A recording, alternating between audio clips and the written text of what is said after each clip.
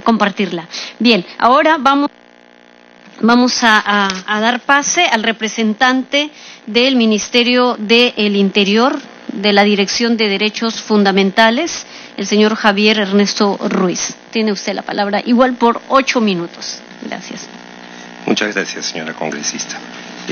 Señora Presidenta de la Comisión de la Mujer y Familia del Congreso de la República, señora Tania Pariona Tarqui, señores y señoras autoridades y representantes de las instituciones públicas y privadas, y también tengo que decirlo, grandes amigas y colegas de trabajo, por lo menos toda la fila de aquí, somos súper conocidos por aquí también, y qué lujo tener aquí a Mayra Ramos, también atrás Ana María Márquez, a quien después de 10 años nos reencontramos, no personalmente, sino por vía virtual, sí, muchas veces, pero es un honor poder compartir este espacio con tantas personas, y Norma Rojas del Ministerio del Interior, que hemos venido trabajando durante muchos años, luchando por la protección de los derechos de niñas y adolescentes, y que mejor que también que Sofía García, que es hija de Teresa Carpio, que también una trayectoria de muchísimo tiempo en el tema,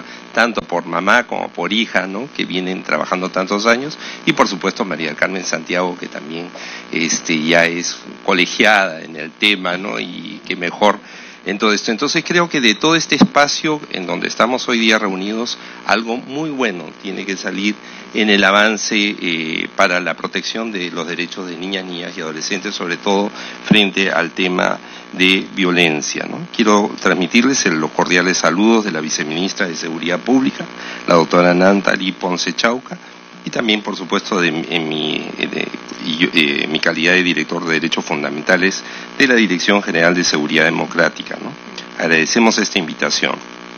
Se nos ha solicitado participar en este conversatorio y habíamos entendido que era más un comentario a un panel, y de allí que les pido disculpas no haber traído una presentación. Un primer punto es que existe la necesidad de contar con una administración de justicia para niñas, niños y adolescentes, una justicia especializada. Y esto comprende contar con instancias que reúnan esta condición en la policía, en la fiscalía y en los juzgados. Este extremo ya ha sido plasmado en las observaciones finales sobre los informes periódicos cuarto y quinto combinados del Perú, que fueron emitidos por el Comité de Derechos del Niño de Naciones Unidas, donde se señala que se debe garantizar el acceso efectivo de los niños a la justicia, lo que incluye prestarles apoyo jurídico y apoyo de otra índole pertinente, velar porque las niñas y niños sean tratados como víctimas y establecer cauces accesibles, confidenciales, adaptados a los niños y eficaces para la presentación de denuncias. En este sentido aún encontramos muchas debilidades, Luego referiré, en base a la experiencia que estamos teniendo con todas las comisarías de trabajo, con las comisarías del país directamente, las dificultades que se presentan, errores que comportan a todo el sistema, no únicamente en este caso reconociendo las limitaciones que puede existir desde la Policía Nacional, pero sí también desencuentros que puede existir con el Ministerio Público y el Poder Judicial. Y veremos a qué me refiero más adelante. Un segundo punto, y esto lo venimos constatando en nuestras visitas in situ que estamos realizando a todas las comisarías del país. Son más de 1.400 comisarías, 140.000 efectivos policiales, y sin embargo en esta capacitación que estamos realizando en el llamado Programa de Fortalecimiento de Capacidades Policiales en Materia de Derechos Humanos al personal que labora en las comisarías del país, que es un programa aprobado por el Ministerio mediante resolución ministerial y que es parte del plan de trabajo del Viceministerio de Seguridad Pública. Tenemos la constatación de que hay una falta de espacios adecuados para la atención de niñas, niños y adolescentes. Uno de los elementos centrales para evitar la revictimización de las niñas, niños y adolescentes víctimas de violencia lo constituye el contar con espacios adecuados de acuerdo a sus necesidades, donde puedan ser atendidos y que además sean de fácil acceso al niño, niña y adolescente, y mejor aún si estos se concentran e interconecten con servicios integrales. Sabemos que existen las llamadas cámaras de Gesell para atender la problemática de niños que han sido víctimas de violencia sexual. Sin embargo, existen instituciones que han venido apoyando UNICEF y actualmente ASPEN, la Asociación Solidaridad de Países Emergentes Italia, que viene implementando también cámaras de Gesell en diversas localidades del país. Y en ese sentido, con ASPEN hemos podido coincidir en Sicuán y Cusco, en Madre de Dios, en San Juan del Lurigancho y en la región Lima Norte, en donde ASPEN ha venido implementando las cámaras de Gesell y trabajando directamente con el Ministerio Público. Hemos realizado talleres que han funcionado de manera espectacular entre el Ministerio Público, el Ministerio de la Mujer, ¿no?, a través de los SEM, y también el Ministerio del Interior y la Policía Nacional. Y de esa manera buscando cómo articularnos y trabajar de manera integrada para que no se den esos cuellos de botella que llevan a que las niñas, niños y adolescentes pudieran ser revictimizados. Y que esto sería ideal que se pudiera trabajar en todas partes, en todas las regiones en donde existan las cámaras de Gesell, para poder facilitar. La carga que tiene el Ministerio Público para poder utilizar las cámaras de Gesell es impresionante. Existen, por ejemplo, en San Juan del Lurigancho nos decían que la fila llega a que un niño o niña, una víctima, tengan que esperar 3 a 4 meses para poder ser atendido. Y eso en el camino lleva al desistimiento, a no querer ir, y finalmente no se produce la atención como debería ser. También ya hay modelos que van en ese sentido, trabajando como el promovido por el MIM, por el Ministerio de la Mujer y Poblaciones Vulnerables, y nos referimos a los centros de atención socioemocional, CASE, iniciando este modelo en la ciudad de Ayacucho, que está integrado por el Centro de Emergencia Mujer, SEM, el Juzgado de Familia, la Fiscalía de Familia, la Comisaría de Familia, la DEMUNA, con el objetivo de brindar una atención integral y multidisciplinaria en un solo lugar. La administración del CASE está a cargo de la Municipalidad Provincial de Huamanga, en el caso de Ayacucho. Otro de los modelos es el módulo judicial integrado en violencia contra las mujeres e integrantes del grupo familiar del Poder Judicial, en los distritos judiciales de La Libertad y de Lima Sur, o los que se desarrollan en el ámbito rural denominados TAMBOS, las plataformas de servicios de apoyo al hábitat rural, a cargo del Poder Judicial también, que actualmente funcionan en localidades alejadas del país con el fin de acercar los servicios de justicia a la población en condición de vulnerabilidad. El propósito es atender con prioridad los procesos de familia, beneficiando a niñas, niños y adolescentes cuyos padres no pueden desplazarse hasta las sedes de las cortes, pero pueden acudir a los tambos, que son un modelo de desarrollo que facilita los servicios del Estado a las poblaciones rurales. Participa el Ministerio de la Mujer y también esto permitirá que exista una defensa gratuita de los litigantes a través de la DEMUNA, y de los centros de emergencia mujer. Identificamos los espacios especializados para la entrevista única, que quizá también podrían implementarse en otros lugares. O sea, existe también la voluntad, existía desde el Ministerio Interior, desde el Gabinete de Asesores, también de implementar en comisarías salas de entrevista única. Y lo que nosotros dimos la opinión que en este sentido de que no debemos de duplicar esfuerzos si ya el Ministerio Público está trabajando en la implementación de cámaras de Gesell, pero definitivamente las comisarías de nuestro país requieren de un espacio en cuanto haya una intervención en donde el niño, niña o adolescente sea víctima, ¿no? Y requiere de un espacio y no puede estar dentro de todo el ámbito de la comisaría, que no cuenta con un lugar especializado en este sentido. Aunque no están dirigidos especialmente a niñas, niños y adolescentes, el Ministerio del Interior y el Ministerio de la Mujer y Poblaciones Vulnerables desde el año 2017 vienen implementando los servicios SEM en comisarías. Ya son cerca de 78 que vienen funcionando a la fecha, se espera que al 2021 se lleguen a 250, y esto está permitiendo que las víctimas de violencia contra la mujer y los integrantes del grupo familiar puedan presentar sus denuncias y contar con asesoría legal y acompañamiento psicológico y social en un solo lugar, que es en la comisaría, y que puede ser la especializada en familia o las comisarías de la Policía Nacional que existan a nivel nacional. Un tercer punto es el desconocimiento de los operadores de justicia sobre la nueva normatividad existente, que trae nuevos enfoques, principios y modelos de intervención que cambian los paradigmas existentes. En los últimos años se ha producido la promulgación de diversas normas que modifican la intervención, y se implementa a través de enfoques y principios que las y los operadores de justicia no los conocen o no saben aplicarlos. Desde la ley 364, la ley 30466, que establece sus parámetros, y las garantías procesales para la consideración primordial del interés superior del niño. Aquí me refiero de manera práctica. Cuando venimos trabajando con la Policía Nacional, hemos tenido que también incluir dentro de la capacitación todo el tema del enfoque de género, para que nuestra policía entienda qué es el enfoque de género, ¿no? Y desvirtuar todas las concepciones que puedan tener y lo que se malinforma a la población en general, y que trae pues mitos, creencias, y que lleva a que la atención esté dirigida hacia un camino y no a la correcta atención en la aplicación e implementación de la ley 30364, en el caso de violencia contra la mujer y otros integrantes del grupo familiar, donde están las niñas, niños y adolescentes, ¿no? En este sentido también la convergencia con otras normas, como el decreto legislativo 1297, para el tema de niños que se encuentran en situación de riesgo, sin cuidados parentales. Definir, delimitar qué es riesgo, qué es desprotección, es también una concepción que tiene que ser llevada a los efectivos policiales para que la entiendan, la comprendan, y en este sentido saber cómo intervenir adecuadamente, ¿no?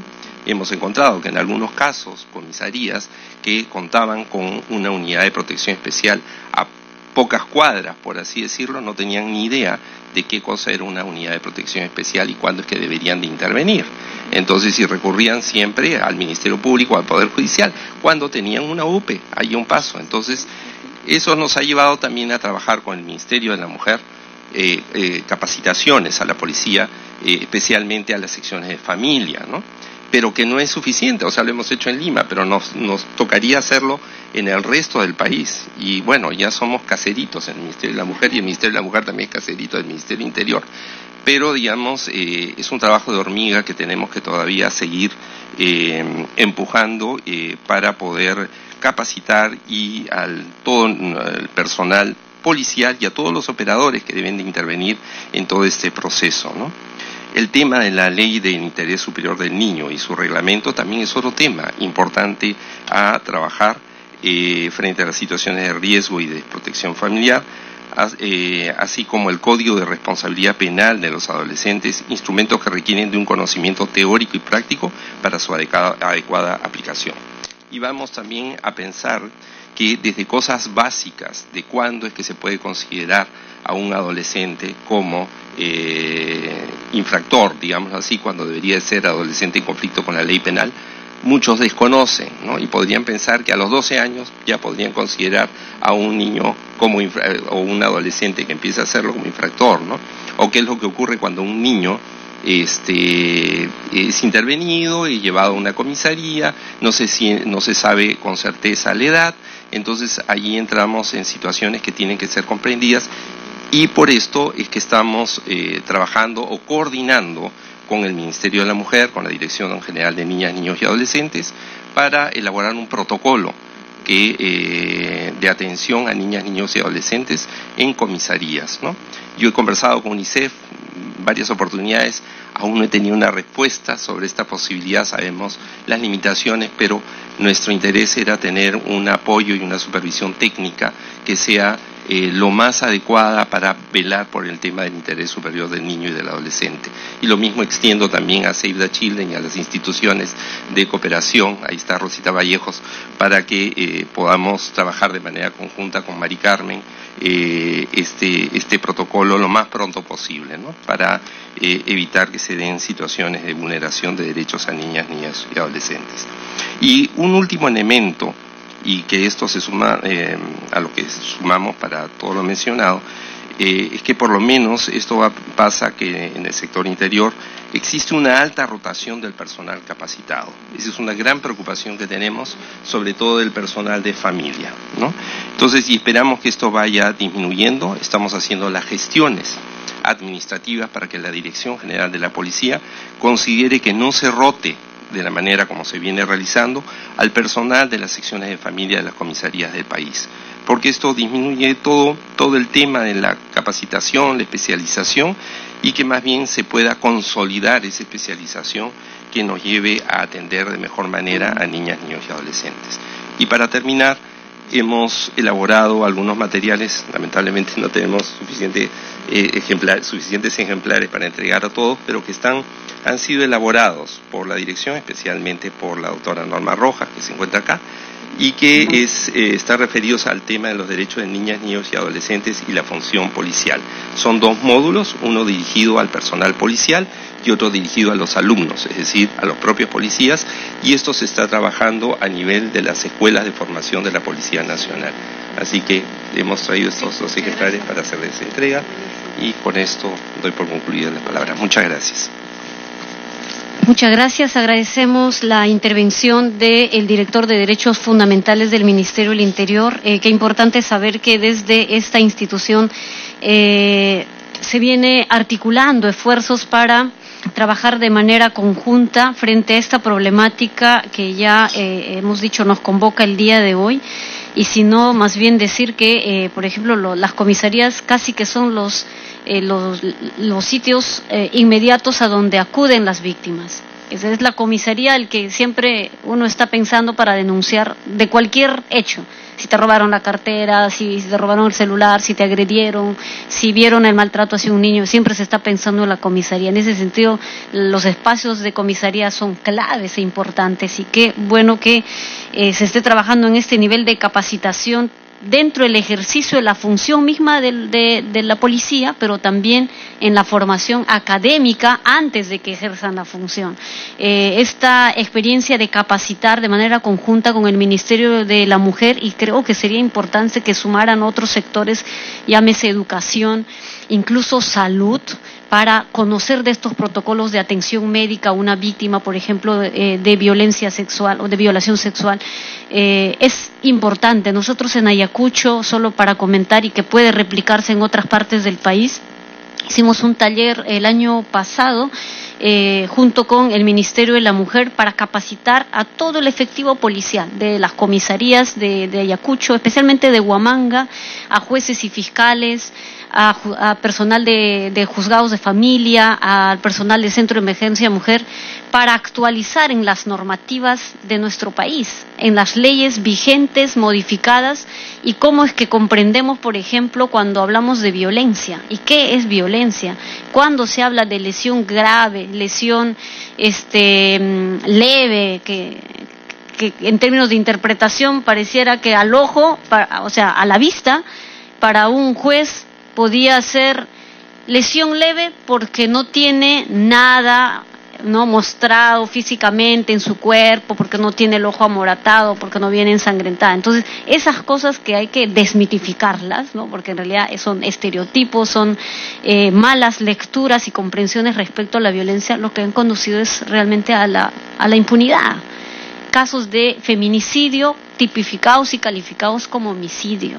La mayoría de casos que son hechos de feminicidio están como homicidio, como un atentado a la vida, pero no el atentado a la vida por su condición de ser mujer.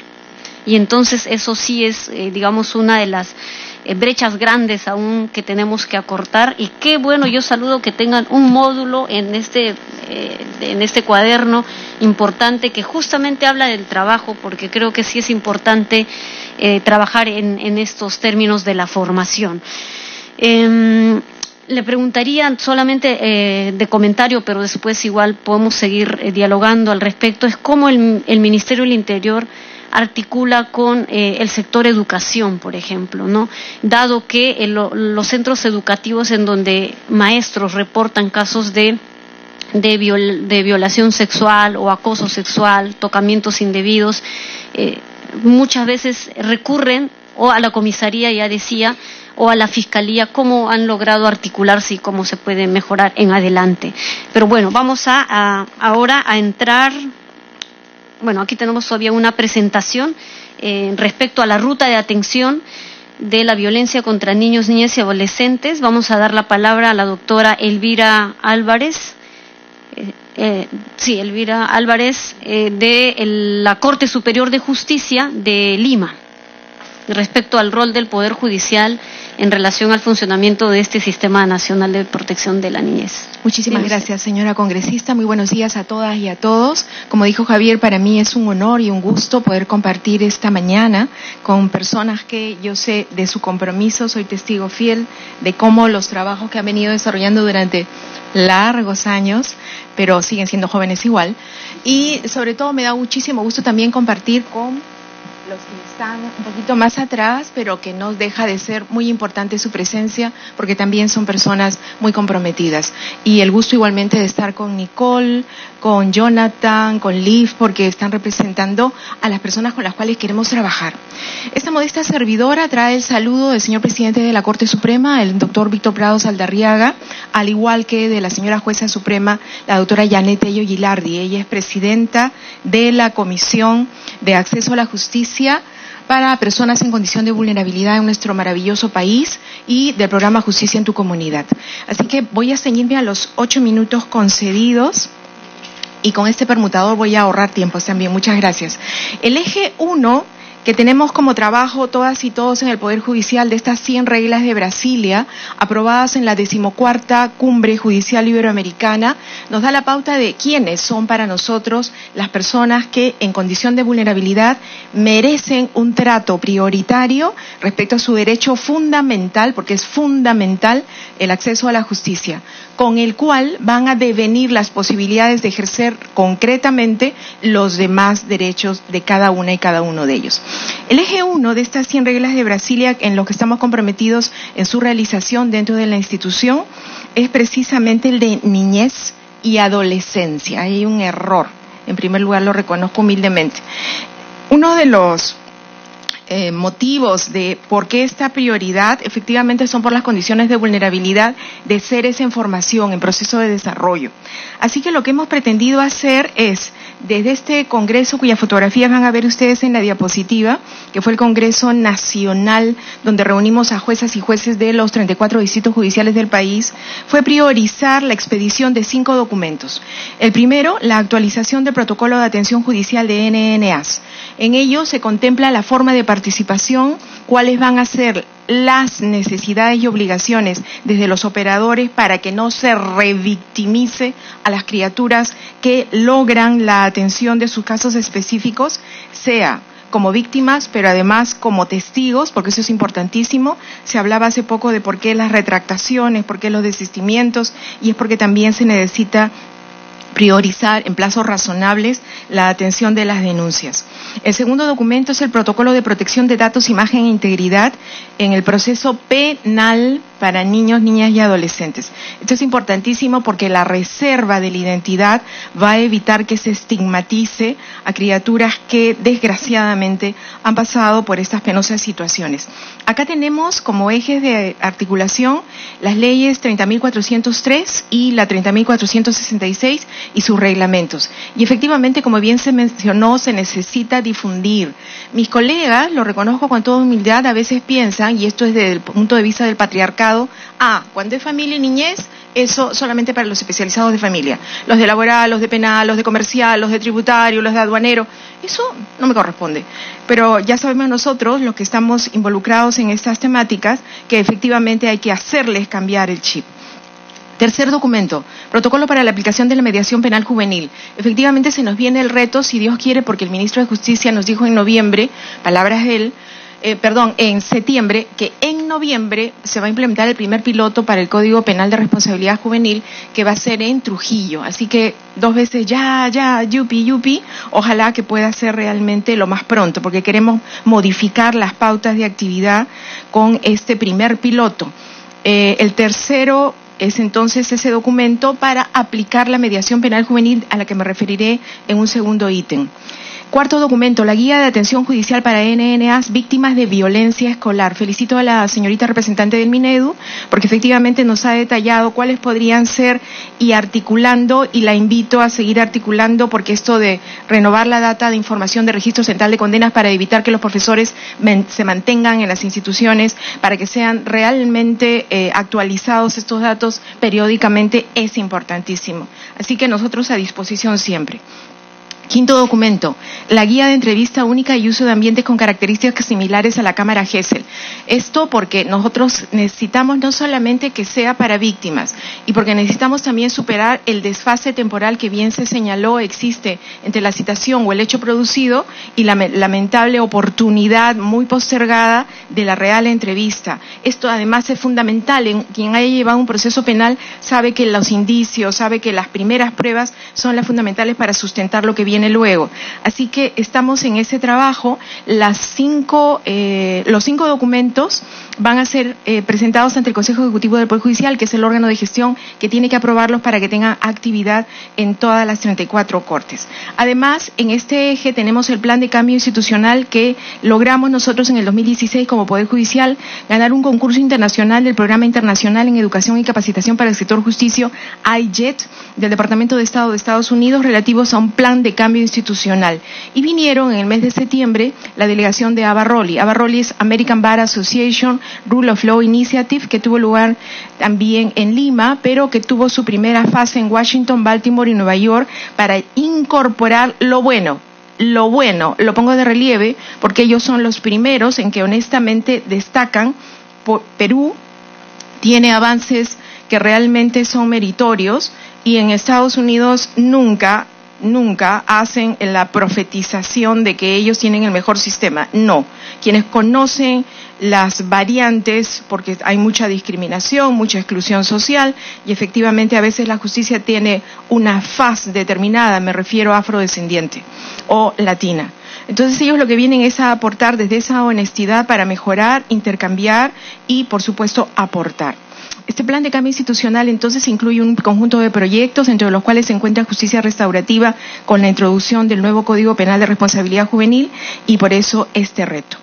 Eje número 2, adolescentes en conflicto con la ley penal. Como referí hace unos minutos, el protocolo de mediación penal juvenil es nuestro trabajo actual para plantear las bases de la verdadera aplicación dentro de nuestra institución de justicia restaurativa. Queremos que primero se utilice la mediación penal juvenil.